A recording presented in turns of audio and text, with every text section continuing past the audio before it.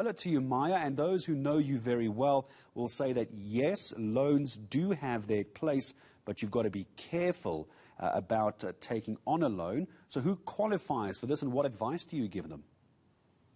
Absolutely. So just to go back, the Sakuma Fund, people may remember, was actually formed in April 2020 as a rescue fund, by the Rupert family in conjunction with business partners.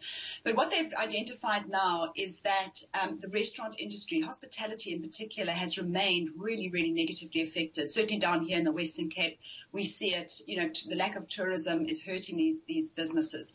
And we just can't afford any more job losses. So what they've done is they've said, right, we've got 100 million now, we're going to use that and we're going to target specifically, we're going to target restaurants. And these are restaurants that are independently owned, so not franchises. Generally, the franchise organizations have been able to work with their restaurants through this. So it's more the independently owned ones.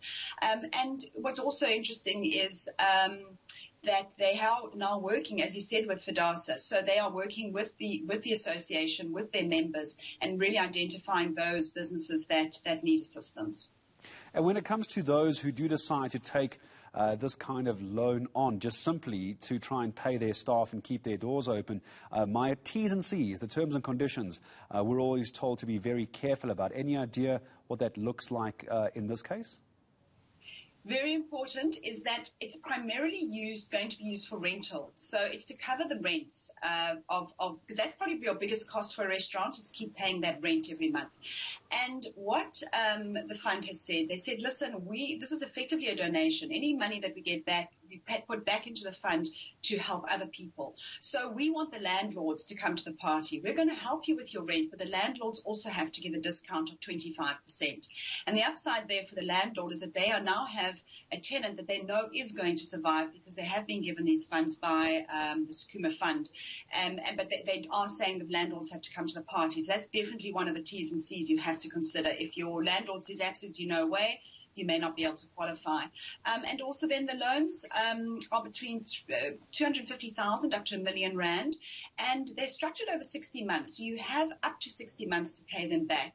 The first year, there are no repayments and no interest. So it doesn't, so if you say, for example, you borrow 250,000 for a whole year, that will attract no interest. But you do need to start your repayments from month 13. And at that point, you do start to have a loan repayment at prime, which is, of course, if any small business knows, an incredibly attractive interest rate. Generally, small businesses pay multiples of that. And again, this is really, the money is not to make money. It's not a bank. They're saying that the prime, your repayments, the prime rate, interest rate that we get will help us to refund the fund so that we can continue to help more people. And Maya, just before I say goodbye to you, I can hear Maya Fisher-French saying this, so I'm almost going to beat you to your own answer, that in that first year where there's no repayments, doesn't mean you mustn't put any money you make away so that when the repayments do start, you don't get yourself further into debt. I can hear you saying it in your voice.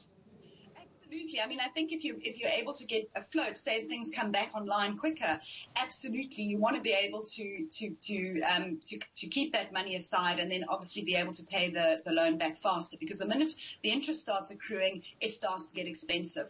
And they've already seen, the Sakuma Fund from April 2020, they have already seen some of those businesses able to pay back those loans in full. They just needed that lifeline to get them going. So let's hope this time next year we're all back on track, the tourists have returned, and the businesses are back fully functioning, and they're able to repay those loans quickly. At least they're going to keep the doors open and people employed, and I think perhaps that's the most important part as well. It sounds like a wonderful idea for the hospitality industry as well. I'm sure if you want to get more information on that, very active on social media is Maya Fisher-French. I'm sure you can find something on her various pages. That is personal finance columnist Maya Fisher-French.